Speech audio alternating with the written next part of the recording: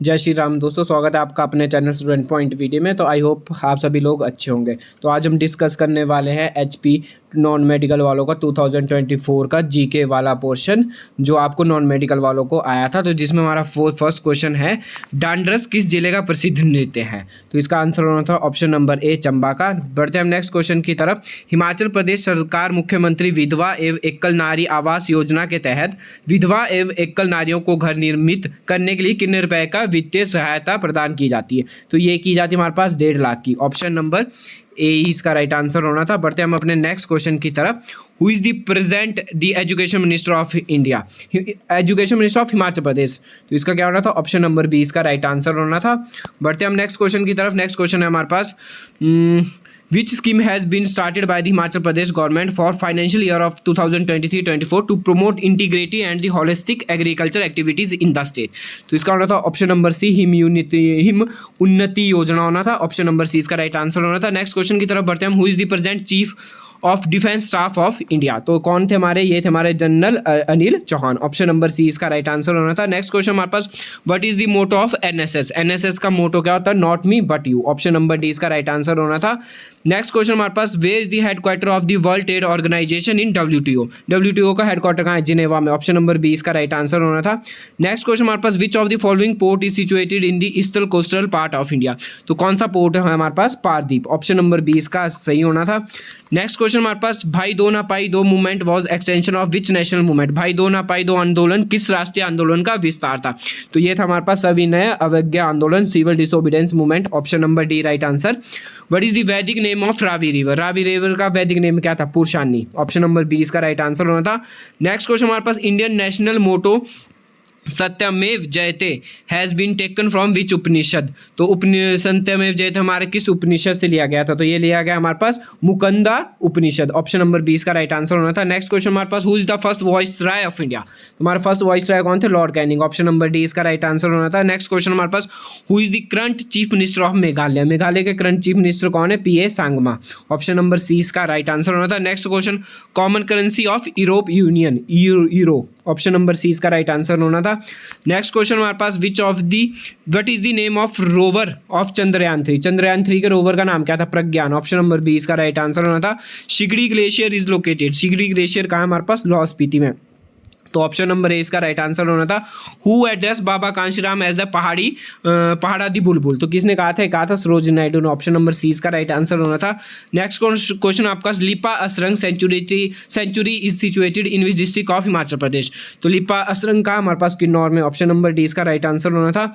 Next question आपके पास, what is the which of the following is related to Apis mellifera? तो किससे related हमारे पास? मधुमक्खियों से रिलेटेड। ऑप्शन नंबर ए इसका राइट आंसर होना था, हनी बी। तो नेक्स्ट क्वेश्चन हमारे पास, where was Kangra and the hill areas of Punjab merge in Himachal Pradesh? तो कब मर्ज किया था हमारे पास कांगड़ा हिमाचल प्रदेश में? तो ये किया था हमारे पास 1 नवंबर 1966 में। ऑप्शन नंबर डी इसका राइट आंसर होना था।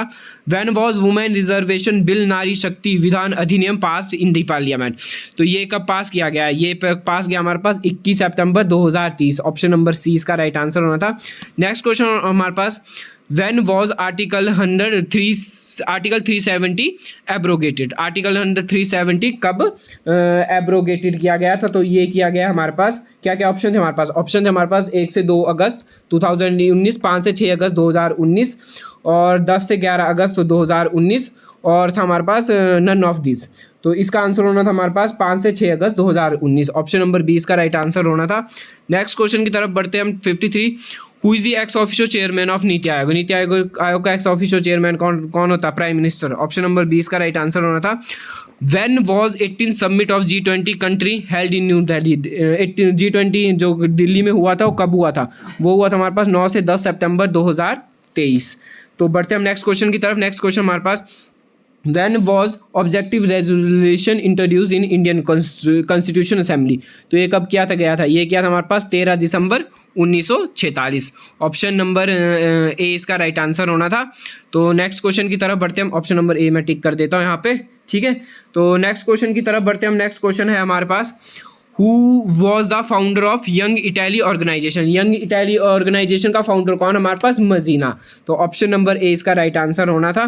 तो बढ़ते हैं हम अपने नेक्स्ट क्वेश्चन की तरफ। नेक्स्ट क्वेश्चन है हमारे पास, how many language of India have been kept in the 18th schedule of the Indian constitution. तो ये है हमारे पास कौन सी लैंग्वेज हमारे पास 18 शेड्यूल में, 8th लैंग्वेज है, 12 लैंग्वेज है, 22 लैंग्वेज या 26 लैंग्वेज है। तो 8 लैंग्वेज हमारे पास तब थी जब हमारे पास इंडियन कॉन्स्टिट्यूशन बना था, ठीक है।